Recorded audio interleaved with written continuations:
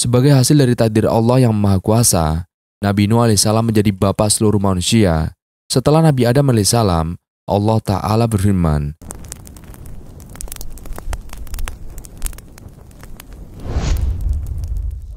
Assalamualaikum warahmatullahi wabarakatuh. Sahabat beriman yang dirahmati Allah Subhanahu wa Ta'ala. Kisah tentang seluruh umat manusia yang mati di bawah bimbingan Nabi Nuh alaihissalam yang menjadi sebuah narasi epik yang mencakup perjalanan panjang dan penuh peristiwa penting. Setelah 40 hari di Bahtera yang mengarungi gelombang badai, Nabi Nuh alaihissalam bersama dengan para pengikutnya merasa lega saat bahtera mereka akhirnya berlabuh di puncak gunung yang tinggi. Di daratan yang kering itu, mereka disambut dengan berbagai jenis rerumputan yang menandakan awal dari kehidupan baru. Kisah banjir besar yang diturunkan oleh Allah Subhanahu wa Ta'ala merupakan salah satu peristiwa penting dalam sejarah umat manusia. Allah menurunkan banjir sampai-sampai gunung yang tinggi pun tidak bisa menjadi tempat berlindung bagi manusia. Bahkan dalam catatan tersebut terdapat kisah tragis salah satu anak Nabi Nuh alaihissalam yang tidak bisa selamat dari banjir meskipun berlindung di atas gunung. Dan Allah Ta'ala menyampaikan dalam firman-Nya, "Dan bahtera itu berlayar membawa mereka dalam gelombang laksana gunung. Dan Nuh memanggil anaknya sedang anak itu berada di tempat yang jauh terpencil. Hai anakku, naiklah ke kapal bersama kami dan janganlah kamu berada bersama orang-orang yang kafir." Anaknya lalu menjawab, "Aku akan mencari perlindungan ke gunung yang dapat memeliharaku dari air bah." Nuh berkata, "Tidak ada yang melindungi hari ini dari azab Allah selain Allah saja yang Maha Penyayang." Dan gelombang menjadi penghalang antara keduanya. Maka jadilah anak itu termasuk orang-orang yang ditenggelamkan. Quran Surat Hud ayat 42-43. Dalam ayat tersebut, kita menyaksikan dialog antara Nabi Nuh dan anaknya yang menunjukkan ketegasan Nabi Nuh dalam menyeru anaknya untuk bergabung dalam bahtera yang menjadi penyelamat dari banjir. Namun, anak tersebut bersikeras untuk berlindung di atas gunung, meyakini bahwa tempat tersebut akan memberinya perlindungan dari air bah. Dan Nabi Nuh dengan bijaksana menegaskan bahwa tidak ada yang dapat melindungi manusia dari azab Allah kecuali Allah sendiri yang Maha Penyayang. Akhirnya gelombang yang memisahkan mereka menjadi takdir yang tragis bagi anak tersebut, menjadi salah satu dari mereka yang ditenggelamkan oleh banjir besar tersebut. Kisah banjir besar yang diturunkan oleh Allah Subhanahu wa Ta'ala merupakan salah satu momen krusial dalam sejarah umat manusia. Nabi Nuh alaihissalam sebagai utusan Allah memohon kepadanya agar seluruh orang kafir yang tidak beriman di muka bumi tidak lagi diberi kesempatan untuk tinggal di atas bumi. Sebagaimana tertuang dalam doanya, Nuh berdoa, "Ya Tuhanku, janganlah Engkau biarkan seorang pun di antara orang-orang kafir yang tinggal di atas bumi." Quran Surat Nuh ayat 26. Doa Nabi Nuh alaihissalam ini mencerminkan ketulusan hatinya dalam berdakwah kepada kaumnya dan kesungguhannya untuk menyelamatkan mereka dari kebinasaan. Namun, ketidakpercayaan dan kedurhakaan mereka terhadap ajaran Allah telah mencapai batas yang tidak bisa ditolerir lagi. Allah kemudian memberikan perintah kepada Nabi Nuh alaihissalam untuk membangun sebuah bahtera yang menjadi sarana penyelamatan bagi dirinya, keluarganya, serta segelintir orang yang beriman.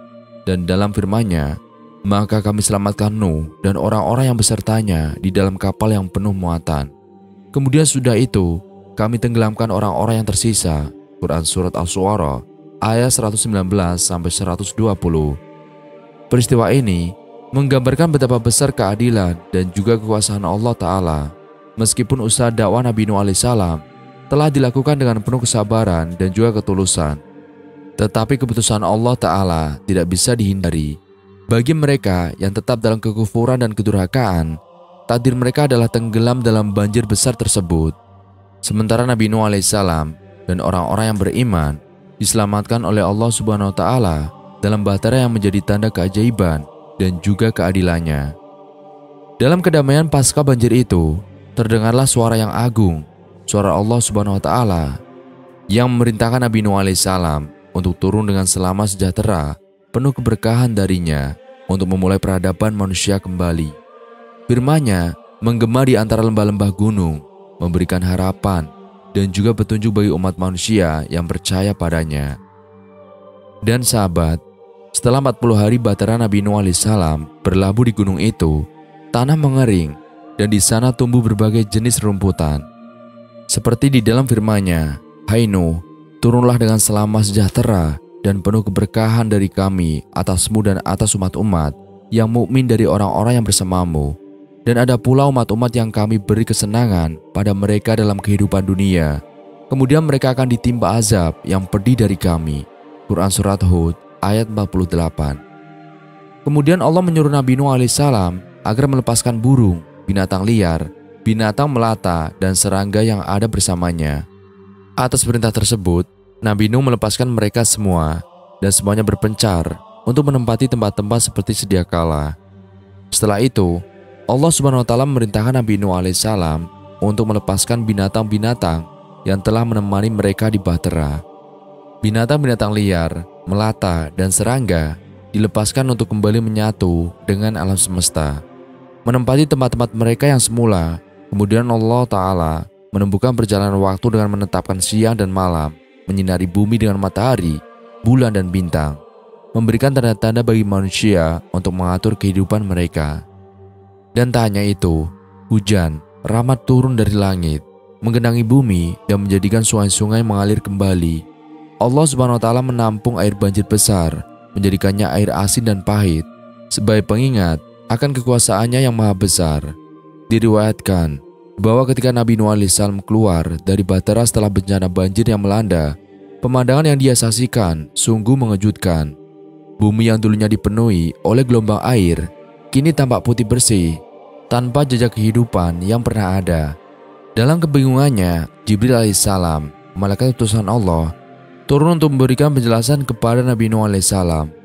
"Wahai Nuh," kata Jibril, "tahukah engkau apa warna putih yang engkau lihat itu?" Nabi Nuh alaihissalam dengan rasa ingin tahu yang memuncak bertanya balik, "Apa itu Jibril?" Jibril menjawab dengan penuh kesedihan, "Itu adalah sisa-sisa tulang belulang dari umat-umatmu yang dahulu. Mereka telah binasa karena kesalahan-kesalahan dan ketidakpatuhan mereka terhadap perintah Allah." Namun, bukan hanya pemandangan yang mengejutkan, Nabi Nuh juga didera oleh suara-suara kegelapan yang menghantui. Jibril menjelaskan, "Tahukah engkau Nuh, suara apa yang kau dengar itu?" Nabi Nuh alaihissalam dengan hati yang berat bertanya, "Apa itu Jibril?" Jibril menatapnya dengan serius. "Itu adalah suara rantai-rantai yang digunakan untuk mengikat dan juga menggiring umatmu ke dalam neraka sebagai hukuman atas kesalahan-kesalahan mereka, dan itulah firman Allah Ta'ala yang telah ditetapkan." Tetapi dari puing-puing bencana itu, Nabi Nuh alaihissalam memulai kembali peradaban manusia. Bersama dengan 80 orang yang beriman, dia membangun sebuah kampung yang diberi nama Anime atau 80. Kampung ini menjadi simbol kebangkitan setelah bencana besar itu merenggut begitu banyak nyawa. Namun, ketika mereka menetap di kampung itu, Allah Subhanahu wa Ta'ala memutuskan untuk mengambil nyawa mereka, meninggalkan hanya Nabi Nuh alaihissalam beserta ketiga anaknya dan istri-istri mereka, dan totalnya adalah 7 orang. Inilah yang dinyatakan dalam firman Allah Ta'ala, "Dan kami jadikan anak cucunya orang-orang yang melanjutkan keturunan." Quran Surat As-Saffat ayat 77. Dari ketujuh orang inilah peradaban manusia kembali berkembang, membawa harapan dan masa depan yang baru setelah bencana yang dahsyat itu. Menurut Wahab bin Munabbih, dalam catatan sejarah yang kaya akan lapisan makna dan kisah-kisah yang menakjubkan, kita menemukan sebuah titik tolak yang menghubungkan segenap umat manusia ke dalam narasi yang dimulai dengan Nabi Nuh alaihissalam. Dialah yang dipercaya sebagai bapak kedua bagi seluruh umat manusia. Dalam penelitiannya, Wahab bin Munabbih menegaskan bahwa titik awal dari peristiwa banjir besar yang melanda bumi ini jatuh pada bulan Rajab, dengan puncaknya terjadi menjelang akhir bulan Zulhijjah.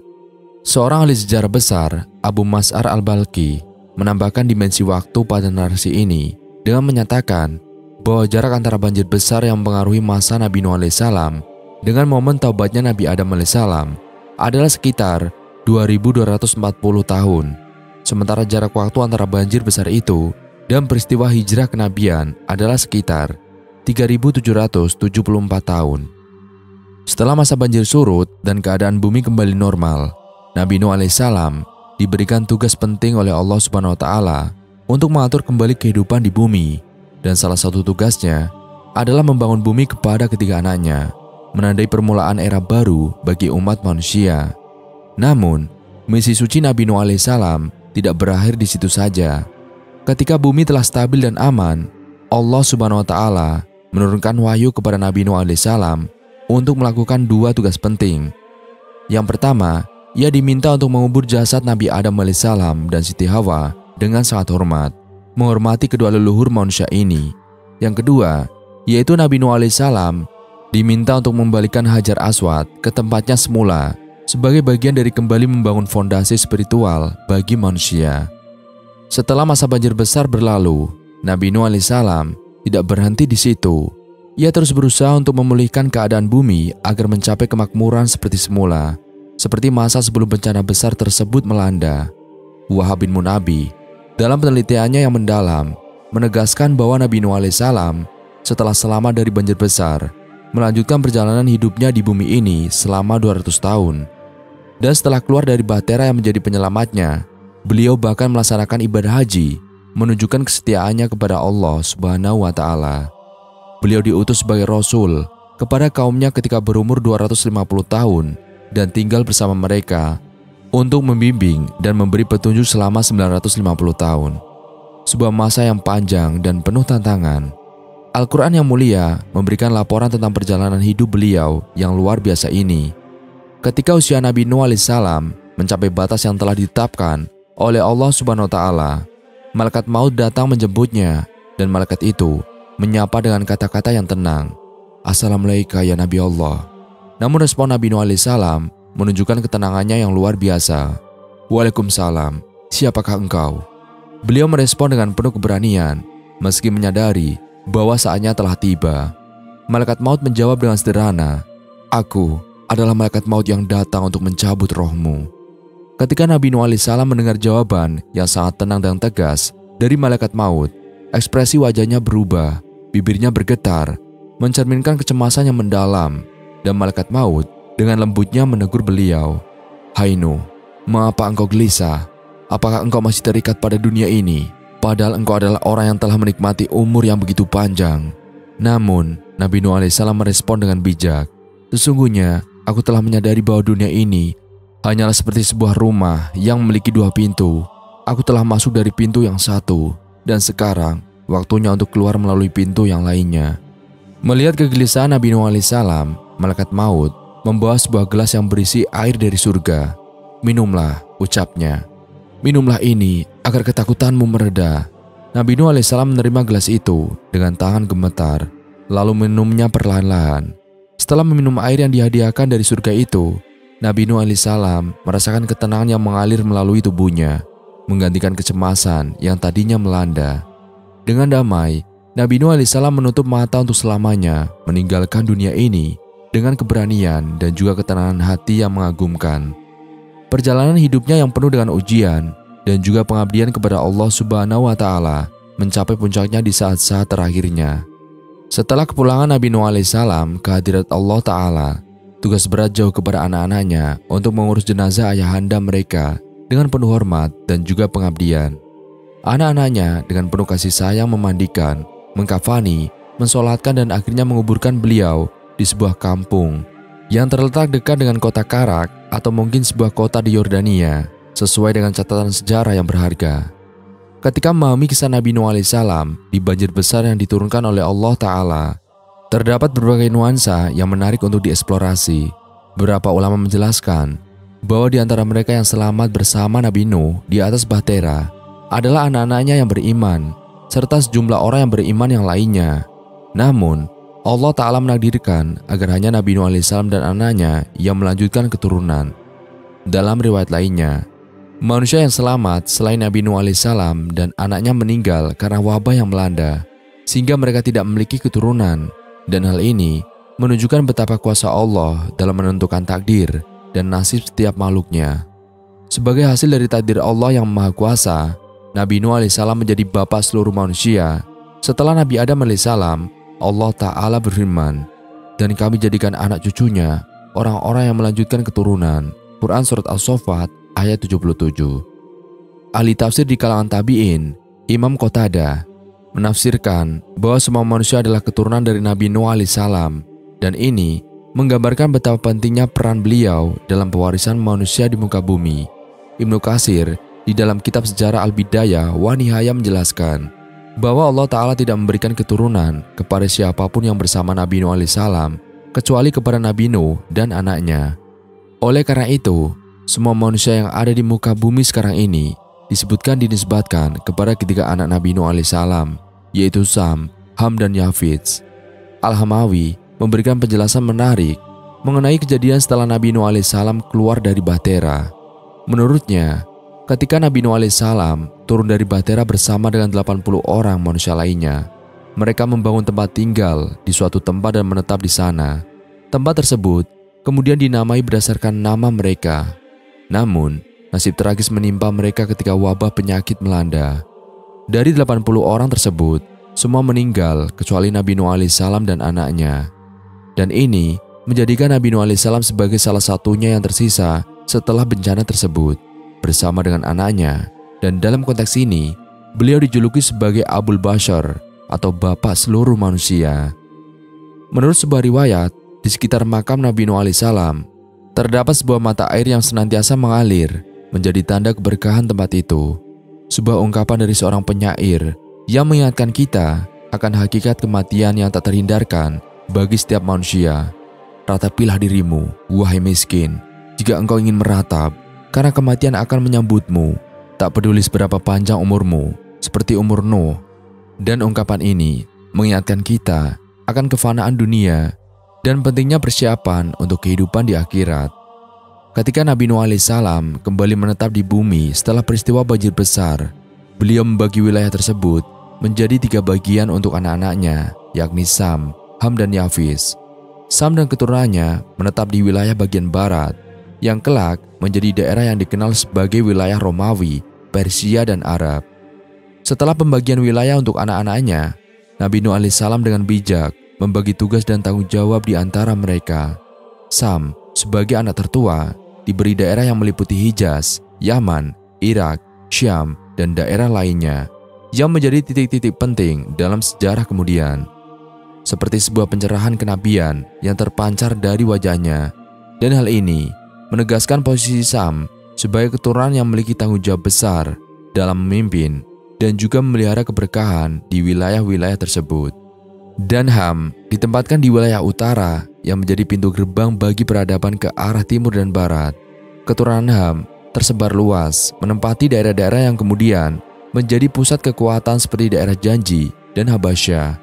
Di sisi lain, Yafis ditempatkan di wilayah timur, di mana keturunannya menyebar dan mendiami daerah-daerah seperti Turki, Yakjud, dan juga Ma'juj. Kisah Nabi Nuh alaihissalam dan pembagian wilayah ini menjadi landasan bagi perjalanan panjang dan beragamnya peradaban manusia di berbagai belahan bumi. Pengaruh yang dimulai dari era Nabi Nuh alaihissalam ini terus berlanjut hingga berabad-abad kemudian, membentuk identitas dan juga karakteristik masing-masing daerah. Wallahu a'lam bishawab. Hanya Allah yang mengetahui segala kebenaran dan sejalan dengan balasan yang adil atas segala amal yang diperbuat manusia. Peradaban manusia telah melalui perjalanan yang panjang sejak awal asal mula penciptaan manusia, yang menurut keyakinan agama dimulai dari satu manusia pertama, yaitu Nabi Adam alaihissalam.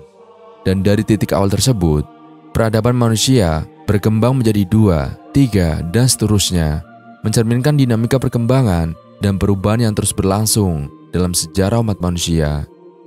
Sejarah mencatat bahwa penyebaran peradaban manusia dimulai dari keturunan Nabi Nuh alaihissalam yang dianggap sebagai bapak kedua umat manusia. Melalui keturunannya, yaitu Sam, Ham, dan Yafis, peradaban manusia tersebar ke berbagai belahan dunia. Sam menjadi nenek moyang bagi bangsa Arab, Ham bagi bangsa Afrika, dan Yafis bagi bangsa Eropa. Dari sinilah peradaban manusia terus berkembang dan berevolusi hingga mencapai ratusan, bahkan ribuan peradaban yang beragam. Dan video kali ini bertujuan untuk merunut sejarah penyebaran peradaban manusia dan mengemukakan analisis tentang pencapaian peradaban tersebut.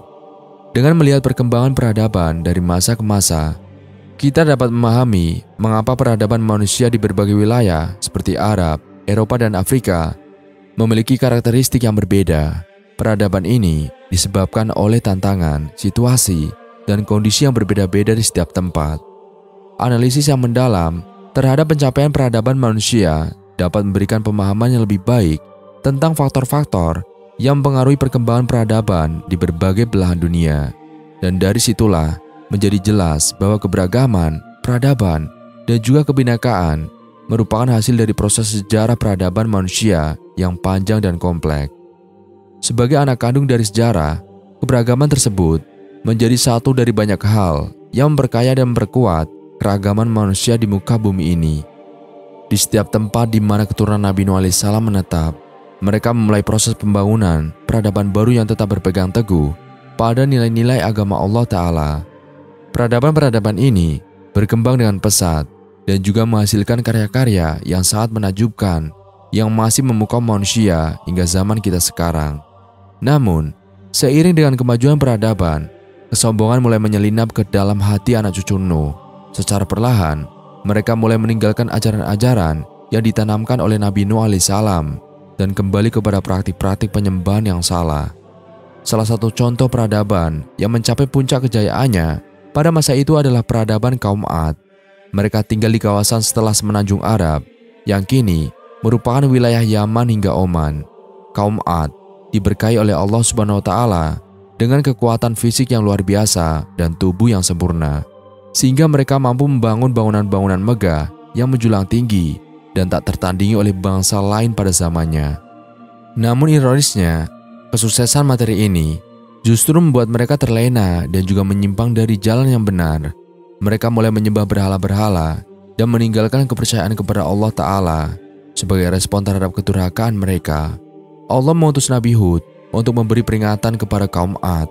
Namun, mereka menolak seruan Nabi mereka dan terus dalam kesesatan mereka. Akhirnya, Allah Ta'ala menurunkan azab kepada mereka dalam bentuk angin yang mematikan, sebagai peringatan bagi manusia akan akibat dari keingkaran terhadap perintah Allah Ta'ala. Nama kaum Ad diambil dari nama salah seorang leluhur mereka yang bernama Ad. Silsilahnya, menurut para ulama adalah Ad bin Us atau Aus bin Aram atau Iram bin Sam atau Sam bin Nuh. Dalam sejarah, terdapat dua kaum Ad, yaitu kaum Ad awal atau pertama dan kaum Ad akhir atau kedua. Kaum Ad awal adalah pengganti umat Nabi Nuh alaihissalam dan merupakan kaum pertama yang menyembah berhala setelah banjir besar. Mereka menyembah berhala bernama Samad atau Samud dan Huran. Kaum Ad kedua adalah setelah kaum Ad awal hancur. Nabi Hud alaihissalam diutus pada kaum Ad awal. Kaum Ad kedua berasal dari Khotan dan Saba di wilayah Yaman. Beberapa pendapat sejarawan mengatakan bahwa kaum Ad kedua adalah kaum Samud. Dan sesungguhnya dialah yang telah membinasakan kaum Ad awal. Quran Surat An-Najm ayat 50. Dalam riwayat tentang utusan kaum Ad yang pergi ke Mekah, terdapat beberapa pendapat. Muhammad bin Ishaq berpendapat bahwa mereka adalah kaum Ad yang sama dengan kaum yang didakwai oleh Nabi Hud alaihissalam. Dikatakan bahwa Hud dan pengikutnya telah berpindah ke tempat lain sehingga tidak terkena azab. Muhammad bin Ishaq melanjutkan bahwa kaum Ad yang ada di Mekah selamat dan keturunan mereka yang kemudian dikenal sebagai kaum Ad akhir. Ibnu Katsir berpendapat bahwa riwayat tersebut membicarakan mengenai kaum Ad kedua, dan hal ini disebabkan bahwa dalam riwayat tersebut disebutkan mengenai Mekah, padahal Mekah baru dibangun pada masa Ibrahim alaihissalam. Gaya bahasa dari syair yang dilantunkan oleh Muawiyah bin Bakar juga bukan ciri khas kaum Ad awal. Juga disebutkan pula bahwa awan itu membawa api yang buruk, padahal kaum Ad awal dibinasakan dengan angin dingin yang sangat kencang. Ibnu Katsir juga berpendapat bahwa kaum Ad yang disebutkan di dalam surat Al-Ahqaf adalah kaum Ad kedua, sedangkan kaum Ad yang dikisahkan di dalam surat lain adalah kaum Ad awal. Disebutkan dalam kisah suku Badui bahwa raja dari kaum Ad memiliki istana tempat kediaman para wanita dan kuda-kudanya. Kemudian mereka semua dihancurkan sebagai api dari langit atas perbuatan dosa mereka. Dipercaya bahwa runtuhan mereka berada di suatu tempat di Rub al-Khali, sebuah gurun pasir luas yang berada di semenanjung Arab bagian selatan. Dan kisah kaum Ad Disebutkan di dalam Al-Quran surat Al-A'raf ayat 65-72, Quran surat Hud ayat 50-60, As-Su'ara ayat 123-140, Fussilat ayat 15-16, Al-Ahqaf ayat 21-25, Az-Zariyat ayat 41-42, An-Najm ayat 50-55, Al-Qamar ayat 18-22, Al-Haqqah ayat 6-8, dan Al-Fajr ayat 6-14, dan dalam Al-Mu'minun ayat 31-41. Dikisahkan mengenai suatu kaum setelah Nabi Nuh alaihissalam yang juga mengingkari seruan Rasul, meski tidak dijelaskan mengenai nama kaum dan Rasul yang bersangkutan. Ayat tersebut ditafsirkan membicarakan Hud dan kaum Ad. Wallahu a'lam bishawab. Sekian video kali ini, kurang lebihnya kami mohon dimaafkan. Yang benar datanya dari Allah Ta'ala, khilaf atau keliru datanya dari saya pribadi. Wassalamualaikum warahmatullahi wabarakatuh.